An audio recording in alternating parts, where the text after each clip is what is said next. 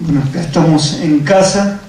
hay muchas caras conocidas, estudiantes, me da mucho gusto compartir la mesa con Isa Astorga, que creo que es la persona que más conoce del tema, y es una lástima que se haya retirado el doctor Buscaglia, porque sí, yo venía más que nada como oyente, con la intención de hacer algunas preguntas sobre sus planteos, que son en cierto modo originales en algunos temas y muy informados, pero en otros me quedan interrogantes, ¿no? Entonces pensé que era una oportunidad para allanar esas dudas, para yo poder acumular más conocimiento y poder volcarlo, ¿no? Socializarlo. Es una lástima también que por el tiempo, pero habrá posibilidad ahora que Astorga nos hable de los mitos sobre el narcotráfico. Y yo estaba pensando en eso justamente cuando el doctor Buscaglia nos plantea que sus fuentes principales de investigación o de información son los expedientes de la CIEDO o de la PGR. Entonces, justamente creo que ahí hay uno de los mitos fundamentales, como a través de los informes oficiales se construyen mitos a través de la gran prensa, fundamentalmente los medios electrónicos, pero también cómo proliferan libros sobre esta temática, pero en clave de mitos y no en clave de realidad. Entonces, bueno, a partir de esta pequeña introducción, voy a tratar de centrarme en dos puntos muy concretos. Uno, que creo que tenemos que entender el tema que estamos abordando como parte de la propia lógica del actual sistema económico de dominación capitalista. Y empezaría diciendo esto, que hay una interconexión dinámica entre neoliberalismo, corrupción, violencia, la privatización de la seguridad o de la inseguridad, la economía regular, la economía informal y el sector criminal. Entonces, en el contexto de la guerra de Calderón contra los malos, partiríamos diciendo que esta guerra es típica de un Estado en descomposición, donde cohabitan tres esferas antagónicas, pero que a la vez son simbióticas e interdependientes. Me refiero a la economía normal y legalmente operante, la economía informal o de sobrevivencia, que mantiene un estado de inseguridad a las mayorías empobrecidas, y una tercera economía abiertamente criminal, parasitaria y desterritorializada, sustentada en sistemas transnacionales de redes, tráfico de drogas, tráfico de órganos, de personas, de niños, de armas, etcétera, que facilitan una amplia gama de transacciones desreguladas. En las dos últimas esferas,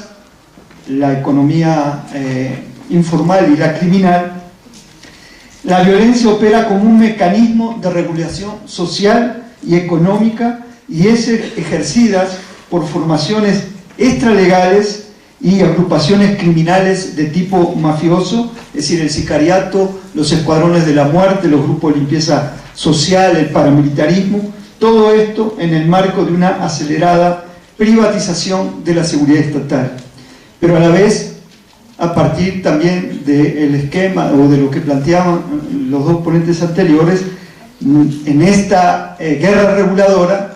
están siendo utilizados los órganos coercitivos por excelencia del Estado, es decir, las Fuerzas Armadas, concretamente durante el sexenio de Calderón, el Ejército y la Marina de Guerra, aparte de las distintas policías. Como decía Astorga, esto no empezó este sexenio, en el sexenio anterior, es decir, cuando Calderón asume, ya estábamos en el marco de un estado de tipo delincuencial y mafioso, que es a su vez producto del capitalismo, de un capitalismo familiarista, amoral y colusivo, con eje en la dupla corrupción-impunidad y esta violencia reguladora de la que les hablaba, que es aplicada por los cárteles de la economía criminal en defensa de sus intereses diluidos bajo las pantallas de empresas ilegales y muchas legales. Pero a su vez, todo esto tiene que ver con los megaproyectos, por ejemplo, los que están en el Plan Puebla Panamá u otros, y con bancos, con casas de bolsas, con paraísos fiscales, con sociedades y emprendimientos de todo tipo que cuentan con protección y garantías en los distintos niveles del aparato institucional, tanto a nivel federal como estatal y municipal. Hubo, creo, una refeudalización de política del Estado, y la actual fase de violencia en México tiene que ver con un fenómeno de regulación económica muy complejo y entrelazado, que incluye la competencia por los mercados y la ruta de la ilegalidad de empresas criminales oligopólicas, vertebrado por el blanqueo o lavado en la economía regular de los beneficios generados por todos los rubros de la economía criminal, estos 22 delitos que están tipificados, creo, en el Código Penal como crimen organizado, ¿no? Así está en el decreto. Lo que supone una maquinaria integral y una vasta red que es, para ejemplificarlo, en el tema de las drogas, podría ir desde el campesino hasta el narcomenudista, pasando por Roberto Hernández y el Citigroup, ¿no? Es decir, Banamex, ¿no? Es decir, habría que ponerle nombres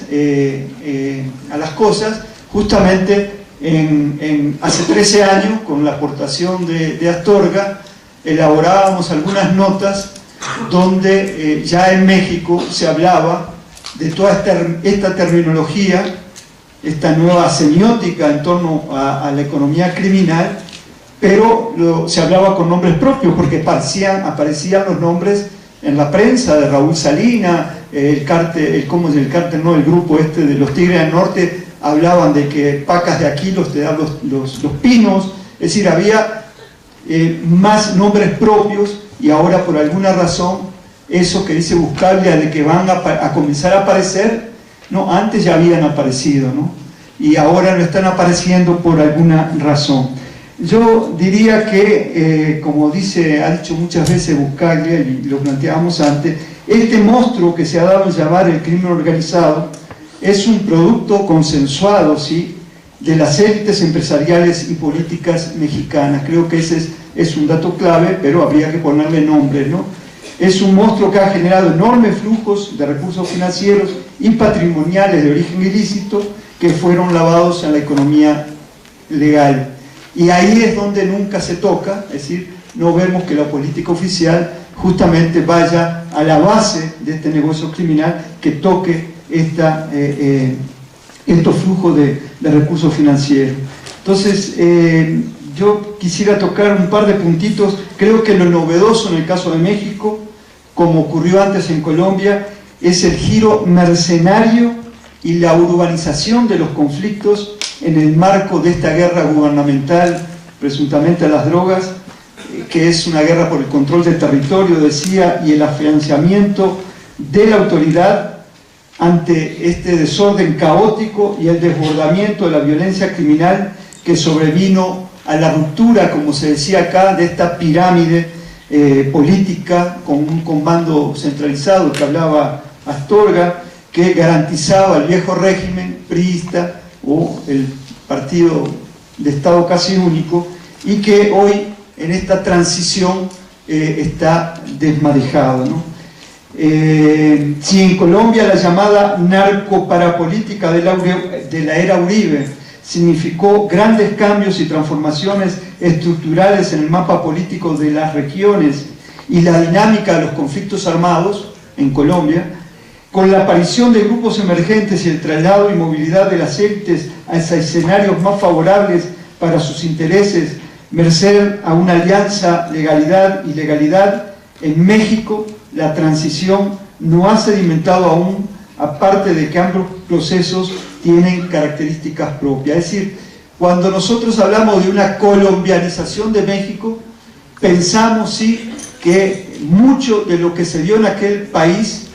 se está repitiendo hoy en México, pero fundamentalmente a nivel de la violencia. Y esa es una diferencia justamente que teníamos con Buscaglia, que queríamos un poco discutir. Él habla de una afganización de México, pero curiosamente cuando él habla de una afganización, nunca habla del elemento central de todo esto, que es Estados Unidos, que es justamente quien desde hace 40 años ha diseñado la guerra a las drogas, como diseña la guerra al terrorismo y otras drogas, porque es a partir de las guerras de Estados Unidos que lo que busca no es terminar con los problemas, sino en todo caso administrar los problemas en función de los beneficios, porque la mayoría del negocio de la ilegalidad, las ganancias, se quedan en Estados Unidos y lo que se queda en México es mínimo en comparado con los volúmenes de recursos que se manejan. Bueno, yo un poco para poder abrir un espacio de discusión con ustedes y escuchar a Astorga, terminaría aquí, pero bajo el elemento de que el negocio de las drogas es un negocio oligopólico y que tal vez lo que hoy se está dirimiendo es una guerra en torno al control de las rutas y los mercados de la ilegalidad, y que esto que se nos presentan como que vemos en la televisión es solo una parte, la parte operativa de una red criminal que tiene empresarios, que tiene políticos, y que funcionan como empresa, ¿no? Ese es el punto central, creo. Sí, yo tampoco creo en lo de los estados paralelos, y también hace muchos años, como 14 años, que le hice una entrevista a Astorga. Él hablaba que no se podía entender esto del narcotráfico como una pugna entre los malos que asaltaban al Estado bueno. Es decir, justamente como la criminalidad atraviesa todo el sistema. De alguna manera habría que traer a colación qué quiso decir el Mayo Zambada en aquella entrevista o aquella foto de portada con Scherer, donde no hubo aparentemente nota, pero lo único que dijo sí es que nos podrán matar a ellos, a los narcos, ¿no? O a los que aparecen ahí como capos mafiosos, pero esto ya penetró, no dijo al Estado, sino a toda la sociedad, ¿no? Entonces, había una pregunta que creo que enlaza también con lo del Plan México o la Iniciativa Mérida y símil del Plan Colombia, y sobre el futuro de las Fuerzas Armadas, ¿no? Que es algo inquietante, y el mando único policial. Y la compañera que hacía la pregunta hablaba algo así de cuáles son los fines estratégicos, si no es terminar con el narco porque es un negocio redituable, ¿a dónde vamos, ¿no? Entonces yo creo que acá se mezclan dos planos.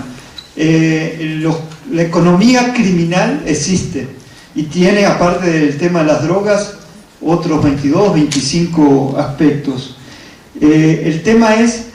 cómo se potencia a partir de los intereses de Estados Unidos y en este caso del gobierno mexicano, del gobierno colombiano en su época, el tema del narcotráfico, el tema de las drogas, y cómo por vía paralela hay otra línea que lleva a una militarización de la guerra de las drogas en los países de tránsito o de producción, pero no una militarización de la guerra de la droga en la alberca o en la principal país consumidor, el principal mercado, que es Estados Unidos, o podríamos hablar del mercado europeo, ¿no? Entonces aquí es donde hay hay dos líneas paralelas que a veces es difícil separar, que es el tema del narcotráfico por un lado, y el otro es cómo sirve a Estados Unidos la militarización de la guerra a las drogas o al terrorismo con otros fines, que es la penetración de los organismos de seguridad mexicanos, como antes del colombiano, a través del Plan Colombia entre el 99 y el presente. No hay una disminución real de la zona de producción, no hay una disminución en términos cualitativos muy grande en lo que se coloca en el mercado de Estados Unidos, la cocaína de Colombia en el mercado de Estados Unidos. Lo que sí hay como cambio radical en Colombia es la militarización del Estado colombiano y la presencia de Estados Unidos en Colombia, ya con bases militares. Bueno, ahora está medio congelado en el Congreso, ¿no? Entonces, este es un aspecto, como Estados Unidos militariza la guerra de las drogas en nuestros países, pero como decía el zar antidroga de Estados Unidos, McCaffrey, en Estados Unidos, esto lo decía hace 10 años, no se militariza porque entonces se corrompería las Fuerzas Armadas. Entonces Estados Unidos utiliza al revés para corromper a las Fuerzas Armadas de los otros estados para poder penetrarlos. Uno de los temas que tiene que ver con mi respuesta, por lo menos a la inquietud de la compañera, es que a donde estamos transitando con la potenciación del tema de las drogas es hacia un estado policial, hacia un régimen de nuevo tipo en México. Y esto que señalaba Luis, de que venga lo que venga en el corto plazo, al haberse sacado los militares de los cuarteles,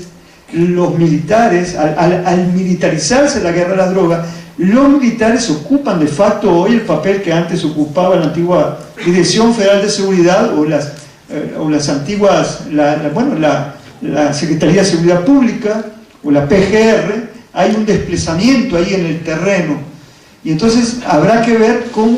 se recompone, qué surge de todo esto, pero yo me temo que no va a ser nada nuevo, que va a haber una involución autoritaria hacia una forma de Estado policial. Y esto tiene que ver a su vez con el factor PAN o PRI con cara al 2012, en donde era el marco de un modelo neoliberal, con base en una ideología muy conservadora, que hoy estamos viendo que está en Europa, está en Estados Unidos. Es decir, esto de los ocupa, esto de los indignados, tiene que ver con la crisis del modelo, pero que por una concentración del capital arriba, ¿no? Entonces, bueno, en esta vertiente, mando único policial, militarización, o mejor dicho, ley de seguridad nacional para legalizar ¿qué? Y eso es lo más alarmante de este proceso. En México, como antes en Colombia, reaparecen los 3 elementos característicos de los regímenes caracterizados como terroristas de Estado: la tortura sistemática, la desaparición forzada de personas y las ejecuciones sumarias extrajudiciales. Lo vemos todos los días en los diarios. Este discurso de Calderón, que vamos ganando la guerra por goleada a los narcos,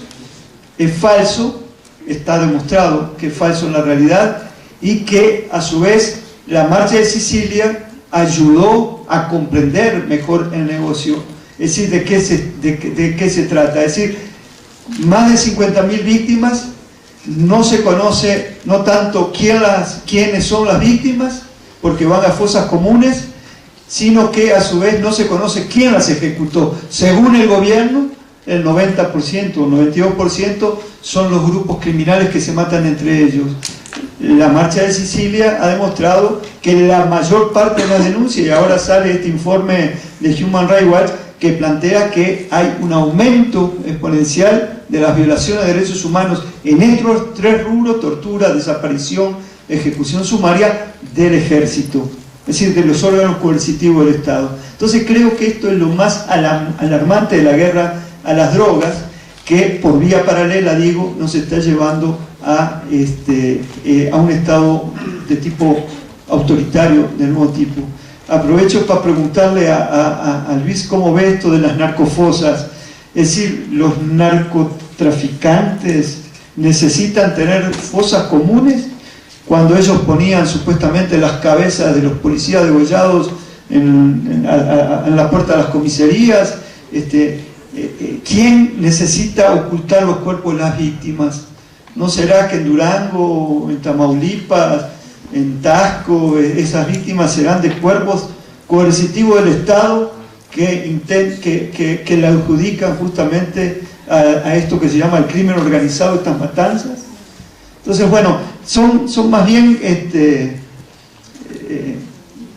cuestiones que creo que necesitan mucha mayor investigación de campo. Creo que desde el periodismo muchas veces se nos confunde y lamentablemente en la academia hay pocos que realmente, como hace Astorga, se dedican a manejar estos temas de manera científica, ¿no? Hay otro tema que tiene que ver con esto, que se da justamente que se mezcla, creo yo, esto que plantea el compañero de Ciudad Juárez, el paso, como en lugares que son claves, por lo que explicaba Luis, para la entrada de la droga a Estados Unidos, se está llevando a cabo, en el marco de la guerra de las drogas de Calderón, un proceso que tiene que ver con la implementación en Ciudad Juárez como laboratorio de la guerra urbana. Una guerra urbana tipo Medellín en Colombia, que se replicó en Ciudad Juárez, pero que ahora se está expandiendo a Monterrey, es decir, a otras ciudades. Y todo este tema a mí más me remite justamente a la imposición, no a una guerra de las drogas, sino a la imposición de un nuevo modelo autoritario, ¿no? Y de vuelta aquí el factor militar es clave, porque este laboratorio de la guerra urbana es de tipo militar. Y esto tiene que ver con que en el marco de esa guerra urbana los militares no solo ponen retenes, sino que entran sin órdenes de cateos en las casas, torturan, secuestran, roban, etcétera, violan, etcétera, etcétera, ¿no? Bueno, yo dejaría por ahí.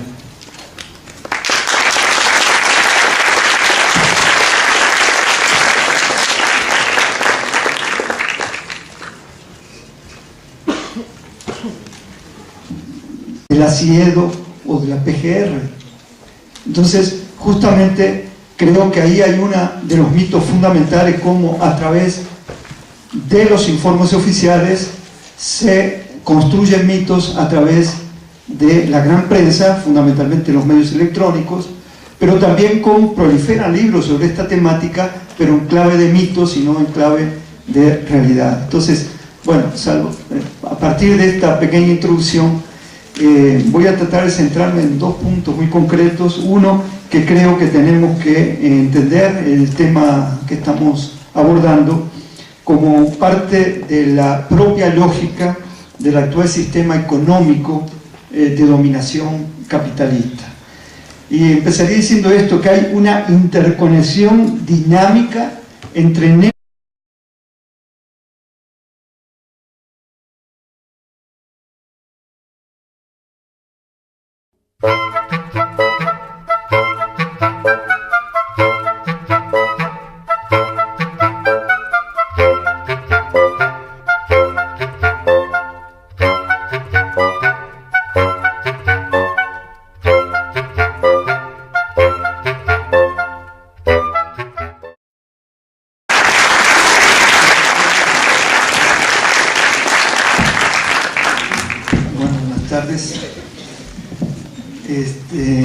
bueno, acá estamos en casa, hay muchas caras conocidas, estudiantes, me da mucho gusto compartir la mesa con Isa Astorga, que creo que es la persona que más conoce del tema, y es una lástima que se haya retirado el doctor Buscaglia, porque sí, yo venía más que nada como oyente, con la intención de hacer algunas preguntas sobre sus planteos, que son en cierto modo originales en algunos temas y muy informados, pero en otros me quedan interrogantes, ¿no? Entonces pensé que era una oportunidad para allanar esas dudas, para yo poder acumular más conocimiento y poder volcarlo, ¿no? Socializar. Es una lástima también que por el tiempo, pero habrá posibilidad ahora que Astorga nos hable de los mitos sobre el narcotráfico. Y yo estaba pensando en eso justamente cuando el doctor Buscaglia nos plantea que sus fuentes principales de investigación o de información son los expedientes de neoliberalismo, corrupción, violencia, la privatización de la seguridad o de la inseguridad, la economía regular, la economía informal, y el sector criminal. Entonces, en el contexto de la guerra de Calderón contra los malos, partiríamos diciendo que esta guerra es típica de un Estado en descomposición donde cohabitan tres esferas antagónicas, pero que a la vez son simbióticas e interdependientes. Me refiero a la economía normal y legalmente operante, la economía informal o de sobrevivencia que mantiene un estado de inseguridad a las mayorías empobrecidas, y una tercera economía abiertamente criminal, parasitaria y desterritorializada,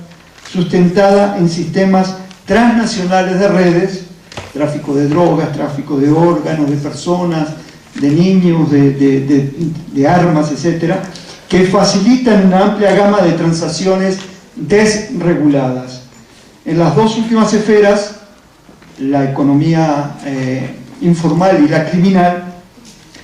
la violencia opera como un mecanismo de regulación social y económica y es ejercida por formaciones extralegales y agrupaciones criminales de tipo mafioso, es decir, el sicariato, los escuadrones de la muerte, los grupos de limpieza social, el paramilitarismo, todo esto en el marco de una aceleración